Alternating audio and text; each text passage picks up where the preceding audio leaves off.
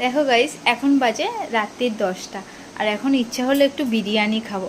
অনলাইনে অর্ডার করা যেত, কিন্তু ভাবলাম যে রাত্রিবেলা একটু গাড়ি নিয়ে ঘুরেও আসি আর একটু বিরিয়ানিটা কিনে নিয়েও আসি। তাই এখন এই রাত্রিবেলা দুজনে মিলে চলে যাচ্ছি বিরিয়ানি কিনতে। এমন কথা তেমন কাজ, গাড়ি নিয়ে বেরিয়ে পড়লাম রেস্টুরেন্টে। আর দেখো রাস্তাটাও কেমন ফাঁকা ফাঁকা আছে।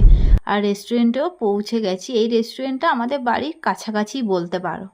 রেস্টুরেন্টের নামটা বুঝতে পারছো? রেস্টুরেন্টের নাম হলো আমেনিয়া। এখানকার বিরিয়ানি আমি এই ফার্স্ট টাইম খাবো।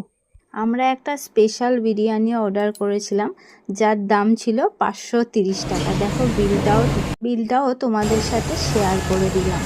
হাতে বিরিয়ানি পেয়ে গেছি, চলো তাড়াতাড়ি বাড়ি যাওয়া যাক। বিরিয়ানি পেলে কি আর ওয়েট করে থাকা যায়? স্পেশাল প্লেটে ছিল 2টো মাটন, একটা আলু আর একটা ডিম। আমরা ডিম নিইনি বলে আমাদের 2টো আলু আর 2টো মাটন দিয়েছিল, আর মাটনটাও খুব ভালো ছিল। খেয়ে দেখবো টেস্টটা কেমন হয়েছে। চলো খাওয়া যাক। খেতে তো ভালোই ছিল। চলো টাটা, গুড নাইট। আমি এখন খেয়ে